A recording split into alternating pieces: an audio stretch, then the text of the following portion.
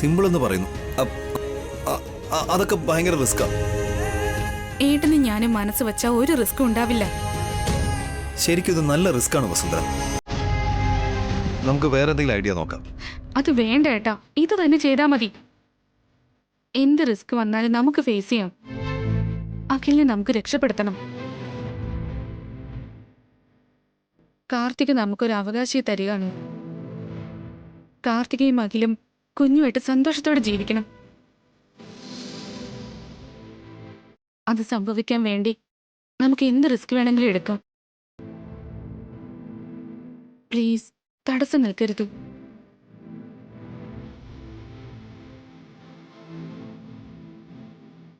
ശരി, താൻ ഇത്രത്തോളം കോൺഫിഡൻ്റ് ആയിട്ട് പറയുമ്പോൾ ഞാനത് തടയുന്നത് ശരിയില്ല.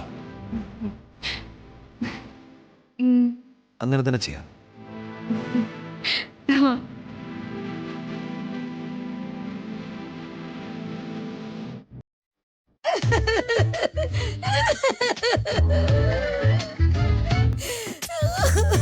അയ്യോ,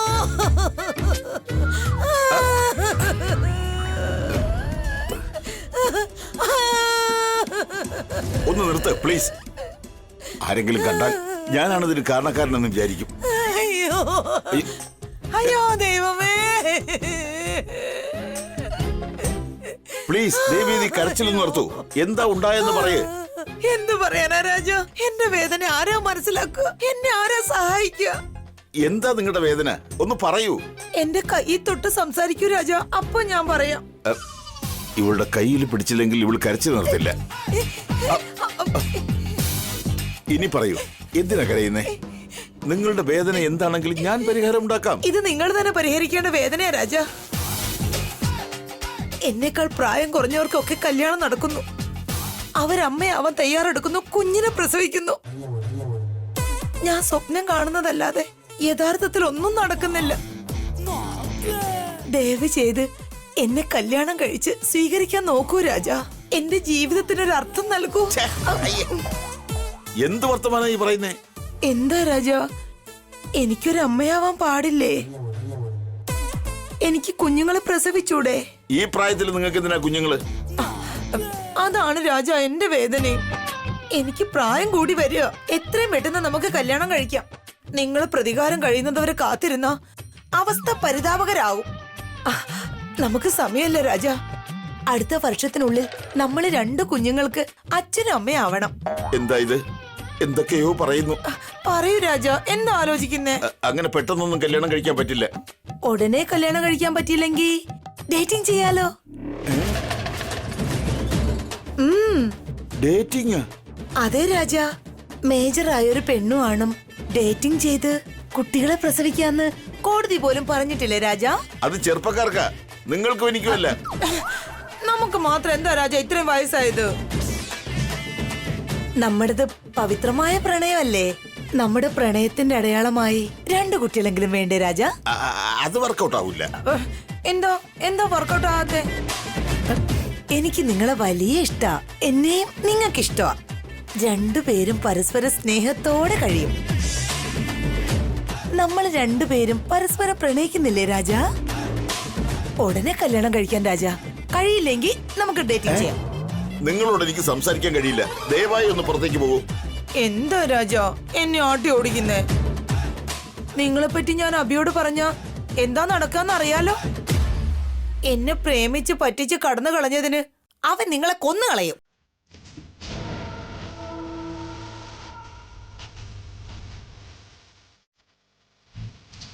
നിന്റെ ഇളയമേ ചതിക്കാൻ നോക്കുന്നതാ. അവരുടെ വയസ്സെത്ര, നിന്റെ വയസ്സെത്ര? നിന്നെ പോലെ ഒരുത്തനെ ഇനി ജീവിച്ചിരിക്കാനേ പാടില്ല.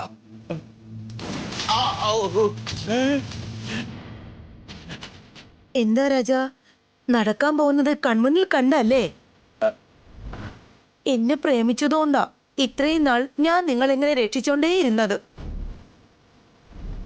ഇപ്പൊ നിങ്ങൾ വേണ്ടാന്ന് പറഞ്ഞാ ഞാൻ എല്ലാം അബിയോട് പോയി പറഞ്ഞു കൊടുക്കും. അതേസമയം നിങ്ങൾ എന്നെ കല്യാണം കഴിക്കുകയാണെങ്കിൽ എന്നെ ഓർത്തെങ്കിലും അബി നിങ്ങളോട് ക്ഷമിച്ച് വെറുതെ വിടും. എനിക്കൊരു ഭർത്താവിനെയും കിട്ടും, നിങ്ങൾക്ക് നിങ്ങളുടെ ജീവനും കിട്ടും. നിങ്ങൾക്ക് ജീവനിൽ കൊതിയുണ്ടെങ്കിൽ എന്റെ പ്രണയം നിങ്ങൾ സ്വീകരിക്കണം. എനിക്ക് ഈ ഗതികേട് വന്നല്ലോ ഭഗവാനെ. എന്തെങ്കിലും പറഞ്ഞു ഇവിടെ നിന്ന് രക്ഷപ്പെടണം. ഞാനെന്തിനാ നിങ്ങളെ വേണ്ടെന്ന് പറയുന്നേ? നമുക്ക് കല്യാണം കഴിക്കാം. പെട്ടെന്ന് തന്നെ ജോത്സ്യരെ കണ്ട് നമ്മുടെ കല്യാണത്തിന് മുഹൂർത്തം കുറിക്കാം. സത്യാണോ രാജ? നമ്മൾ രണ്ടുപേരും കല്യാണം കഴിക്കാൻ പോവാണോ? കുട്ടികളെ പ്രസവിക്കോ? അതെ. Thank you Raja. Thank you so much Raja. I love you Raja. I love you. I love you Raja. I love you so much.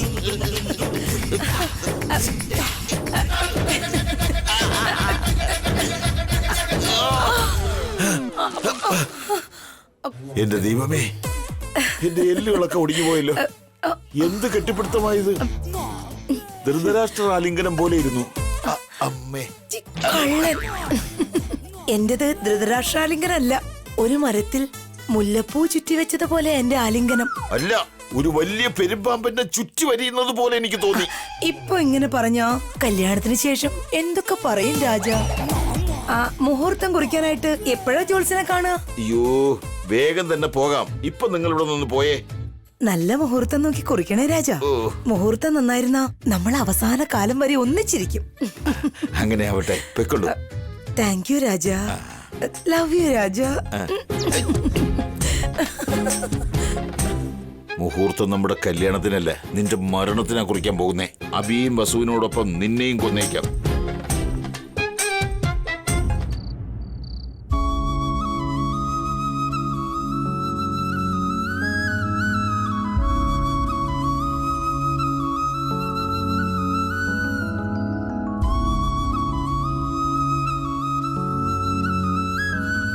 ഉണ്ണി ചെറിയമ്മയോട് ഭക്ഷണം കഴിക്കാൻ വരാൻ പറയും.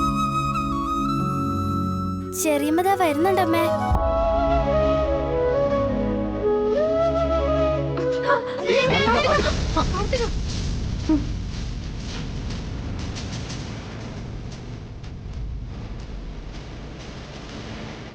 സൂക്ഷിക്കണ്ടേ ചെറിയമ്മേ? കെയർഫുൾ കാർത്തിക. സാവധാനം നടക്കുമോളെ. പതുക്കെ ശ്രദ്ധിച്ച് നടക്ക് കാർത്തിക.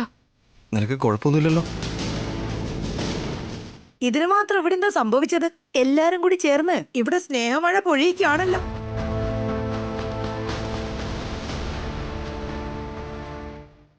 കാർത്തിക പ്രഗ്നന്റ് അല്ലേ അമ്മേ? വളരെ സൂക്ഷിക്കേണ്ടതല്ലേ? ഞാൻ എങ്ങനെ നടക്കണമെന്ന് എനിക്കറിയാം.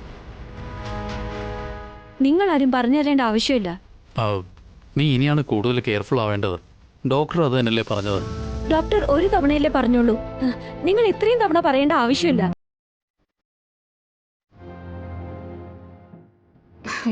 ശരി കാർത്തിക, വന്നിരുന്ന് ഭക്ഷണം കഴിക്ക്.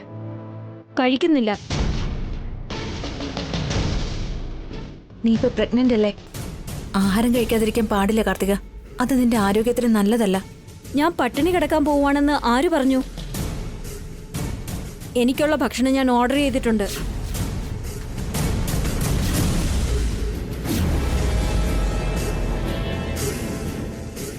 എക്സ്ക്യൂസ് മീ, ഇവിടെ കാർത്തിക മാഡം ആരാ? ഞാനാ. ഇതേ ma'am food. Thank you. Karthika,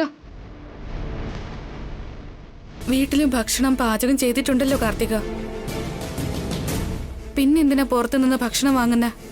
എനിക്ക് ഇഷ്ടപ്പെട്ടത് നിങ്ങൾ ഒരിക്കലും ഉണ്ടാക്കി തരില്ലല്ലോ. അതാ ഞാൻ പുറത്തു നിന്ന് വാങ്ങിയ.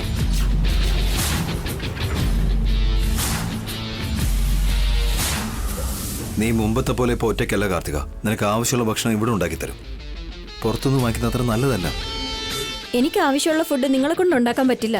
നിനക്ക് എന്ത് വേണമെന്ന് പറ കാർത്തിക. നിങ്ങളെ കൊണ്ട് നൂഡിൽസ് ഉണ്ടാക്കാൻ പറ്റുമോ ഏട്ടത്തി? പിസ്സ, ബർഗർ എല്ലാം നിങ്ങളെ കൊണ്ട് പ്രിപ്പയർ ചെയ്യാൻ പറ്റുമോ?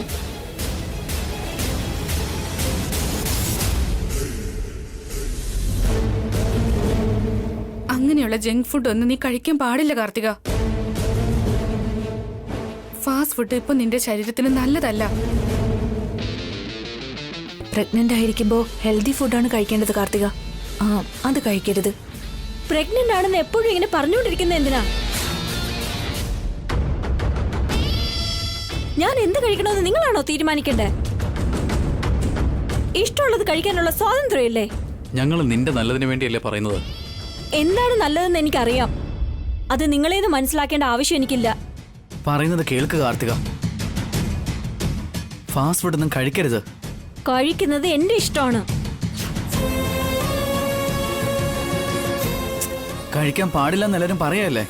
ഈ വീട്ടിലുണ്ടാക്കിയ ആഹാരം വേണം കഴിക്കാൻ. പറ്റില്ല. എനിക്ക് ഇഷ്ടമുള്ളതേ ഞാൻ കഴിക്കൂ. അബേട്ടൻ പറഞ്ഞ പോലും കേൾക്കാൻ വയ്യല്ലേ. ദൈവം വന്ന് പറഞ്ഞാലും ഞാൻ കേൾക്കില്ല. കേട്ടേ മതിയാകൂ. എന്തിനാടാ ഇവളെങ്ങനെ ശല്യം ചെയ്യുന്നത്? ഇവളുടെ ഇഷ്ടത്തിനനുസരിച്ച് അങ്ങ് വിട്ടാ പോരെ. അവക്ക് ഇഷ്ടപ്പെട്ടത് കഴിക്കാൻ പോകുമ്പോ വേണ്ടാന്ന് പറയും.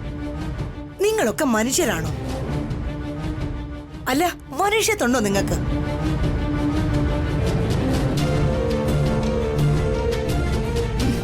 നിങ്ങളെക്കാൾ കാട്ടുമൃഗങ്ങളാ ഭേദം.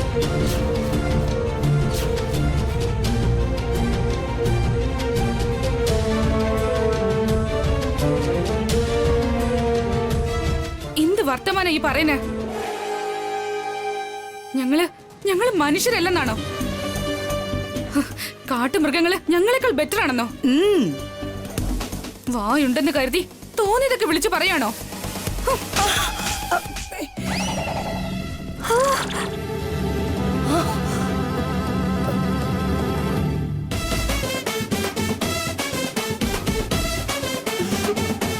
നിങ്ങളുടെ ഇഷ്ടത്തിന് ജീവിക്കുമെന്നോ?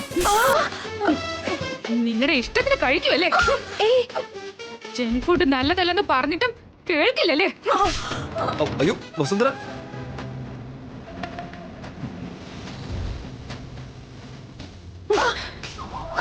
ഫാസ്റ്റ് ഫുഡ് നിങ്ങൾ കഴിക്കുള്ളല്ലേ? വീട്ടിലുണ്ടാക്കിയ ഭക്ഷണം വേസ്റ്റ് അല്ലേ?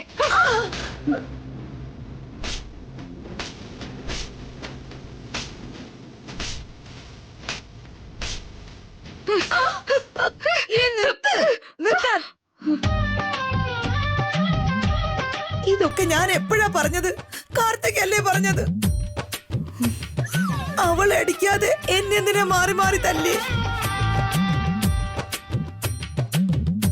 അവള് പ്രഗ്നന്റ് ആയിട്ട് ഇരിക്കുകയല്ലേ. അവളെ അടിക്കാൻ കഴിയാത്തതുകൊണ്ട് നിങ്ങളെ അടിച്ചതാ. എടേ, ആ വേസ്റ്റ് എടുത്ത് ദൂരെ കള. ഇവര് പറയുന്നത് മാത്രം കഴിക്കേ. ഇല്ലെങ്കി ഇവൾ എന്നെ അടിച്ചു കൊന്നിരിക്കും. ഞാൻ കഴിക്കില്ല. നീ കഴിക്കില്ലേ? ഇല്ല.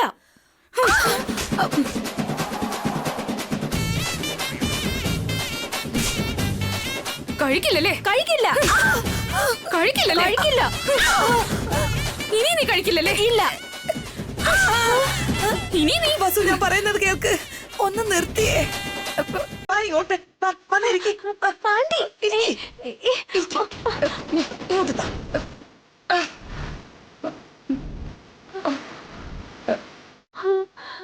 ആന്റി, എനിക്ക് വേണ്ട. വീട്ടിൽ പോയത്.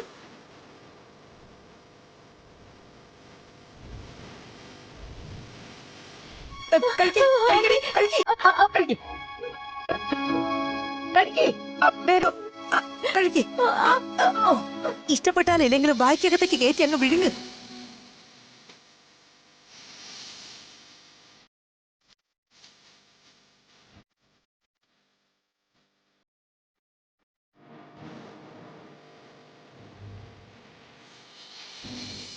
ഇതാ വെള്ളം കുടിക്കേ. കഴിക്കേ.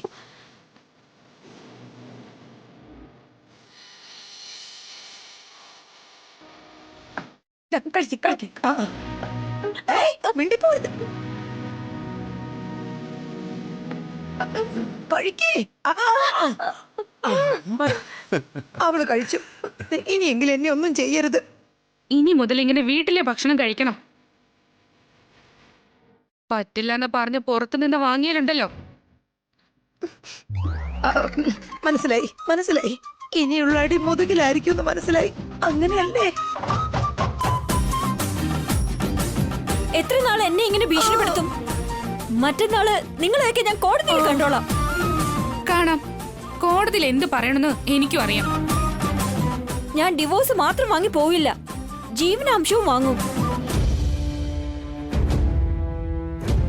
ബോണസ് ആയിട്ട് നിങ്ങൾ എല്ലാവരും ജയിലിലും കയറ്റും. നീ എന്ത് ചെയ്യണമെന്ന് വിചാരിക്കുന്നോ അതൊക്കെ ചെയ്തോ. ഞങ്ങൾ എന്തൊക്കെ ചെയ്യുന്നോ അതൊക്കെ ചെയ്യും. ഈ പ്രാവശ്യം ജഡ്ജിയുടെ അടുത്ത് നിങ്ങളുടെ ഒരു പരിപ്പും വേവില്ല. കാരണം എന്റെ ലോയർ സ്ട്രോങ് ആണ്. ഞങ്ങളും സ്ട്രോങ് ആയിട്ട് തന്നെയാ ഉള്ളത്. നമുക്ക് കാണാം ആര് ജയിക്കുമെന്ന്. ഞങ്ങൾ ജയിക്കുന്നതിനെ പറ്റി ആലോചിച്ചിട്ടേയില്ല. നിന്നെ ഇവിടെ തന്നെ നിർത്തണമെന്നാ ഞങ്ങളുടെ ആഗ്രഹം. മരിക്കേണ്ടി വന്നാലും ഞാൻ ഈ വീട്ടിൽ കഴിയില്ല. മരിക്കുന്നത് വരെയും വേറെ വഴിയൊന്നുമില്ല. എല്ലാവരും ഈ വീട്ടിൽ തന്നെ ഒരുമിച്ച് കഴിയണം. എന്നാ നമുക്ക് കാണാം.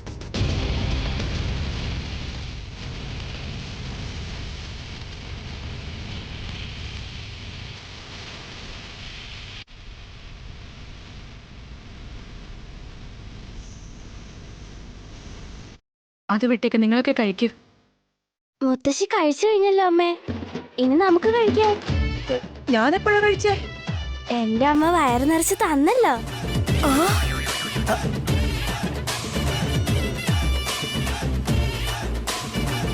ഇടോ നിന്നെ.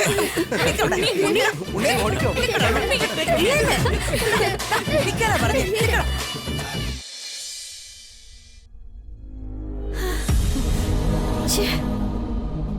എന്തിനാ ഇവരൊക്കെ ഇങ്ങനെ ബിഹേവ് ചെയ്യുന്നേ? എന്റെ വീട്ടിൽ പോവാന്ന് വെച്ചാൽ അതിന് സമ്മതിക്കില്ല. ഇഷ്ടമുള്ളത് കഴിക്കാനും സമ്മതിക്കുന്നില്ല. ഇവരൊക്കെ എന്ത് ചെയ്യാനാ?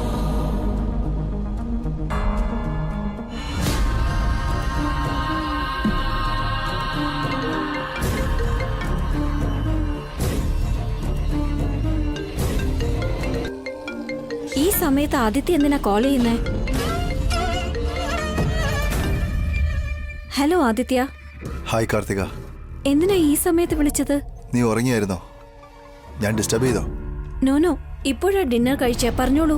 എന്തോ നിന്റെ ശബ്ദം കേൾക്കണമെന്ന് തോന്നി. സത്യം പറഞ്ഞാൽ എനിക്ക് നിന്നെ കാണണമെന്നുണ്ട്. ബട്ട് ഈ സമയം നിനക്ക് പുറത്തു വരാൻ പറ്റില്ലല്ലോ അല്ലേ? അതുകൊണ്ടാണ് ഞാൻ കോൾ ചെയ്തേ. ആ, അങ്ങനെയാണോ? നിന്റെ ശബ്ദത്തിന് എന്തോ ഒരു വല്ലായ്മ. ഒന്നുമില്ല, I am fine. Sure? Yeah, I M good. Tender നമുക്ക് കിട്ടാത്തതുകൊണ്ട് നീ ഡിസപ്പോയിന്റഡ് ആയിരിക്കുമെന്ന് കരുതിയാണ് ഞാൻ വിളിച്ചത്. അവിടെ ഇപ്പോൾ എല്ലാവരും സെലിബ്രേറ്റ് ചെയ്യാണോ? ആ, പാർട്ടിയൊക്കെ നടത്തുന്നുണ്ട്. ടെൻഡർ മിസ്സായതിൽ നീ വിഷമിക്കുകയൊന്നും വേണ്ട. നാളെ നീ ഓഫീസിൽ വരില്ലേ? വരൂ ആദിത്യ. തീർച്ചയായിട്ടും നീ വരണം. നമുക്ക് വേറെ നല്ലൊരു ഇവന്റ് വന്നിട്ടുണ്ട്. അതിനെക്കുറിച്ച് നമുക്ക് ഡിസ്കസ് ചെയ്യണം. ആ, ശരി, ഓക്കെ. അപ്പോൾ ഞാൻ വയ്ക്കട്ടെ. Good night. Good night. Aditya എന്താ ഇങ്ങനെ ഒരുമാതിരി സംസാരിക്കുന്നത്? കാർത്തികയെ ഞാൻ പുറത്തു പോകാൻ അനുവദിക്കില്ല. അവൾ എൻ്റെ കൂടെ തന്നെ വേണം. അവൾ എൻ്റെ കൂടെ തന്നെ ഉണ്ടെങ്കിലേ ആ അഭിറാമിനൊരു തിരിച്ചടി കൊടുക്കാൻ പറ്റൂ. മറ്റന്നാൾ ഡിവോഴ്സ് കിട്ടിയതിന് ശേഷം ഈ വീട്ടിൽ നിന്ന് ഇറങ്ങി മമ്മിയുടെ അടുത്തേക്ക് പോകണം. ജീവനാംശവും കിട്ടും, ആദിത്യയോടൊപ്പം പാർട്ട്ണർഷിപ്പും കിട്ടും. അത് വെച്ച് കാർത്തിക ഇവന്റ്സ് എന്ന പുതിയ കമ്പനി സ്റ്റാർട്ട് ചെയ്യണം.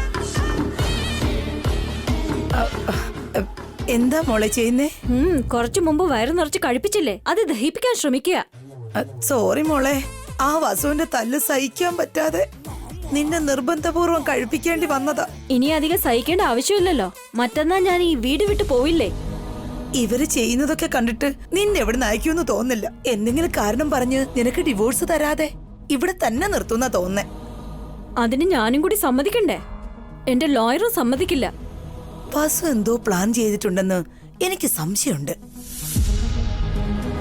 അവളുടെ ധൈര്യം കാണുമ്പോ നിന്നെ നിന്റെ വക്കീലിനെ കടത്തി വെട്ടുന്ന എന്തോ പ്ലാൻ ചെയ്തിട്ടുണ്ടെന്ന് എനിക്ക് തോന്നുന്നേ. അതെല്ലാം നമ്മളെ ഭയപ്പെടുത്താൻ വേണ്ടി മാത്രമാണ്. ഞാൻ ഭയപ്പെടുന്ന ആളല്ല. പക്ഷെ അവരെ കാണുമ്പോ എനിക്ക് നല്ല പേടി തോന്നുന്നുണ്ട്. അവസാനം ആ ഉണ്ണിയെ അനുവിനെയും കൊണ്ട് എന്നെ അടുപ്പിക്കുന്ന തോന്നുന്നേ. അവരുടെ നോട്ടത്തിൽ തന്നെ എന്തോ ലക്ഷ്യമുണ്ട്. അവരെന്ത് ചെയ്താലും അത് നാളെ വരെ മാത്രമാണ്. അത് കഴിഞ്ഞ് അവരുടെ ഒരു പരിപാടിയും നടക്കില്ല. വസുവേട്ടത്തി എന്ത് പ്ലാൻ ചിന്തിച്ചാലും ഞാൻ അതിന് തിരിച്ചടി കൊടുത്തിരിക്കും. അപ്പോ തീർച്ചയായിട്ടും ഡിവോഴ്സ് വാങ്ങുമല്ലോ? വാങ്ങിയിരിക്കും. എനിക്കെന്റെ കമ്മീഷൻ തരുമല്ലോ? തരൂ ആന്റി. നിനക്ക് വേണ്ടിയാ വസുവിന്റെ കൈകൊണ്ട് തല്ലുകളൊക്കെ വാങ്ങിച്ചത്. ചീത്ത വിളിയും കേട്ടു. അതുകൊണ്ട് കുറച്ച് കൂടുതൽ കമ്മീഷൻ തരണേ. ആദ്യം ഡിവോഴ്സും ജീവനാംശവും കിട്ടട്ടെ ആന്റി. നീ വിചാരിച്ച അത് നടക്കുമല്ലോ. പ്രഗ്നന്റ് ആയ ഡിവോഴ്സ് കിട്ടില്ലെന്ന് നിങ്ങളല്ലേ പറഞ്ഞ് പേടിപ്പിച്ചത്? അതിനെ പറ്റിയൊന്നും എനിക്ക് കൂടുതൽ അറിയില്ല. കുഞ്ഞു വേണോന്ന് അഖില് വാശി പിടിക്കുവോ എന്തോ. അഭിയും വസുവും ഭാസ്കറും ഭാവനെ എല്ലാവരും അഖിലിന്റെ ഭാഗത്താണുള്ളത്. നിന്റെ ഭാഗത്ത് ഞാനും നിന്റെ അമ്മയും മാത്രമേ ഉള്ളൂ. വേറെ ആരുമില്ല. നിനക്ക് ഡിവോഴ്സ് കിട്ടുമോ എന്തോ. അങ്ങനെ എന്തെങ്കിലും സംഭവിച്ചാ ഞാൻ അതിനെന്തെങ്കിലും വഴി കണ്ടെത്തും. അഖിലിന്റെ അടുത്ത് നിന്ന് ഡിവോഴ്സ് കിട്ടാൻ ആ ദൈവത്തിനോട് പോലും എതിർക്കാൻ ഞാൻ തയ്യാറാണ് ആന്റി.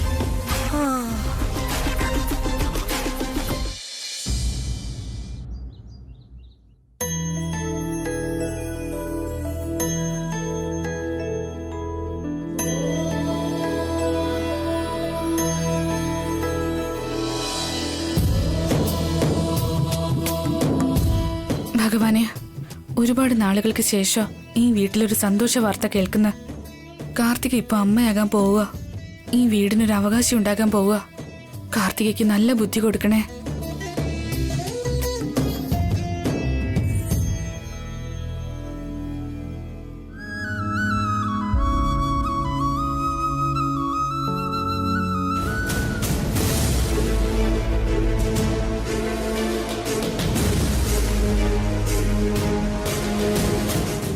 എവിടെ പോകുന്നു കാർത്തിക? എന്താ ആദ്യമായിട്ടാണോ കാണുന്നേ? ഞാൻ ഓഫീസിലേക്കാ. ഇനി നീ പുറത്തേക്ക് എവിടെയും പോകാൻ പാടില്ല. വീട്ടിൽ തന്നെ ഉണ്ടാകണം. അത് പറയാൻ നിങ്ങൾ ആരാ? എന്റെ ജോലി എന്റെ ഇഷ്ടം.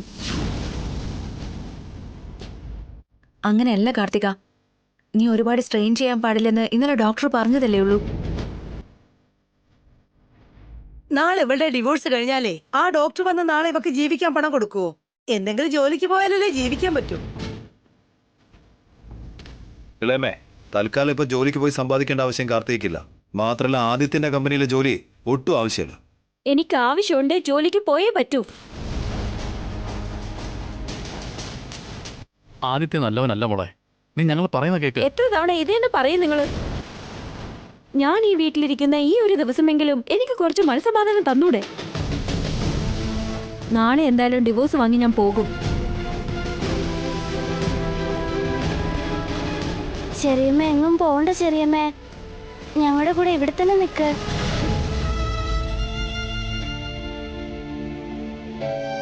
കുഞ്ഞനുജനോ കുഞ്ഞനിയത്തിയോ ജനിക്കാൻ പോവല്ലേ? ചെറിയമ്മ ഈ വീട്ടിൽ തന്നെ ഉണ്ടാവണം. കുട്ടികളെ കൂടി ട്രെയിനിങ് കൊടുത്ത് സംസാരിപ്പിക്കുകയാണോ? ഞാൻ ആര് പറഞ്ഞാലും കേൾക്കില്ല. നാളെ മുതൽ എനിക്ക് എന്റെ വഴി. കിട്ടുന്ന ജീവനാംശവും സാലറിയും വെച്ച് ഞാൻ ഹാപ്പി ആയിട്ട് ജീവിച്ചോളാം. നിനക്ക് ആവശ്യമുള്ളത് പണമല്ലേ കാർത്തിക? പണമല്ല, ജീവനാംശം, നഷ്ടപരിഹാരം. എങ്ങനെ വേണമെങ്കിലും പറയാം. നിനക്ക് പണമായിട്ട് തന്നെയല്ലേ വേണ്ടത്? അതെ, അവക്ക് പണം തന്നെ വേണം. പണം ഇല്ലെങ്കിൽ അവൾ എങ്ങനെ ജീവിക്കും? അപ്പൊ ഞാൻ ആ പണം തന്നേക്കാം. നീ ഡിവോഴ്സ് വേണ്ടെന്ന് വെച്ച് നിന്റെ കുഞ്ഞിനെ ഈ വീട്ടിൽ തന്നെ പ്രസവിച്ചാൽ ഈ സ്വത്തിന്റെ പകുതി നിന്റെ പേരിൽ എഴുതും. എടുത്തി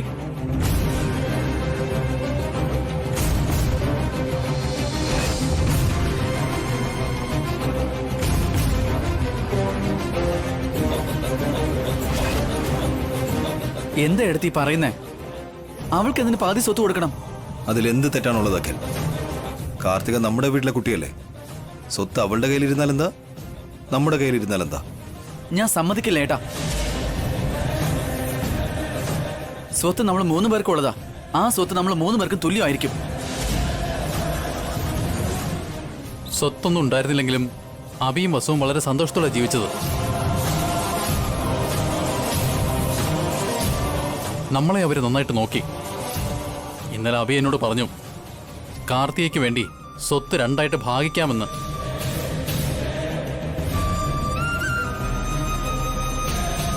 ഒരു ഭാഗം കാർത്തികയ്ക്ക്, ബാക്കി ഭാഗം നമുക്ക് എല്ലാവർക്കും കൂടി എടുക്കാന്നാ വസു പറഞ്ഞത്.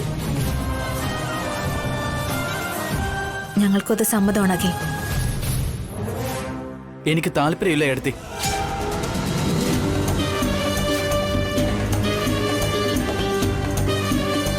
പണത്തിന് വേണ്ടി ഇവള് നമ്മുടെ കൂടെ കഴിയുന്നെങ്കിൽ എനിക്ക് ഇവളെ ആവശ്യമില്ല.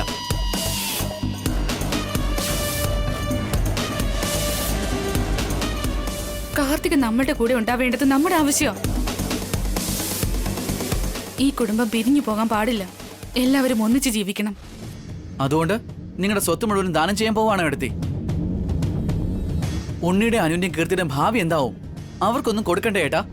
അഖിൽ, അവരുടെ കാര്യം ഞങ്ങൾ നോക്കിക്കോളാം. ഏട്ടാ, നിന്റെ കുഞ്ഞ് ഈ വീട്ടിൽ തന്നെ ജനിക്കണം, ഇവിടെ തന്നെ ഉണ്ടാവണം, നമ്മുടെ കൂടെ ജീവിക്കണം.